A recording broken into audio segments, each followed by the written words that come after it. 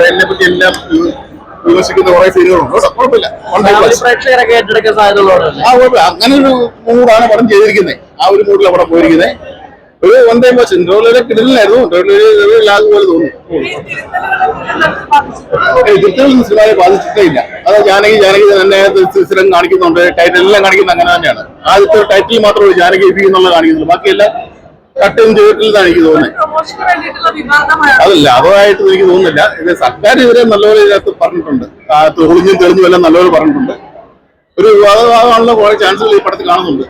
ഇനി പടം അതായത് JSK മൂവി നമ്മൾ പ്രതീക്ഷിച്ചൊരു ഇത് നമുക്ക് കിട്ടിയില്ല. അപ്പൊ ഒരു ആവറേജ് മൂവി ആയിട്ടാണ് എനിക്ക് തോന്നിയത്. കാരണം എന്താ പറഞ്ഞാൽ സുരേഷ് ഗോപിക്കൊന്നും കാര്യമായ റോളൊന്നും ഇല്ല. ആ ഒരു നടിയുടെ ആ ഒരു ക്യാരക്ടറാണ് മുന്നോട്ട് കൊണ്ടുവന്നത് സിനിമ മുഴുവൻ. പക്ഷെ നമ്മൾ പ്രതീക്ഷിച്ചത്ര എന്തില്ല, ഒരു റോൾ അതിനില്ല. സുരേഷ് ഗോപിക്കൊന്നും നമ്മൾ പ്രതീക്ഷിച്ചത്ര. അതുപോലെ ഒരു സുരേഷ് ഗോപി പടം പ്രതീക്ഷിച്ചിട്ട് ആരും വരണ്ട. അത്രക്കൊന്നും ഉള്ള ഒരു ഇത് കിട്ടുന്നില്ല എനിക്ക്. ഡയലോഗ് ഡെലിവറി ഒക്കെ ഓക്കെയാണ്. ഒരു എന്താ പറയാ, സുരേഷ് ഗോപിന്റെ ആ ഗാംഭീര്യം കാര്യങ്ങളൊക്കെ ഉണ്ട്. പിന്നെ എന്ന് പറഞ്ഞാല് ഇത് സുരേഷ് ഗോപി പറഞ്ഞെഴുതിച്ച കുറച്ച് ഡയലോഗുകളും ഉണ്ട്. ഉള്ള പറയുന്നത് എന്താ, സർക്കാരിനെതിരെയും ഈ ഇതിലും സുരേഷ് ഗോപിന്റെ രാഷ്ട്രീയം കൂടി എടുത്തു കാണിക്കും. സിനിമ വേറെ രാഷ്ട്രീയം വേറെ ആ ലെവലിൽ എടുക്കുകയാണെങ്കിൽ കുറച്ചുകൂടെ ബെറ്റർ ആയിരുന്നു. എങ്കിലും ഒരു ആവറേജ് മൂവി അത്ര പറയാനുള്ളൂ. ജാനകി എന്നുള്ള ഒരു പേര്, ആ ഒരു പേര് എന്ന് പറഞ്ഞാൽ വിവാദമാക്കേണ്ട കാര്യമൊന്നുമില്ല. ഒരു ക്യാരക്ടറിന്റെ പേര് മാത്രമാണുള്ളത്. അല്ലാതെ ഒരു ദൈവത്തിനെ ആരും അധിക്ഷേപിച്ചിട്ടുള്ള അങ്ങനെ സംഭവമൊന്നും ഈ സിനിമയിലില്ല. ആ ഒരു സെൻസർ ബോർഡിന്റെ ആ ഒരു പ്രശ്നം വന്നതുകൊണ്ടാണ് കുറച്ചുകൂടെ ഈ പടം ആളുകൾ അറിഞ്ഞത്. അപ്പോ ഒരു ആവറേജ് മൂവി അത്ര പറയാനുള്ളൂ.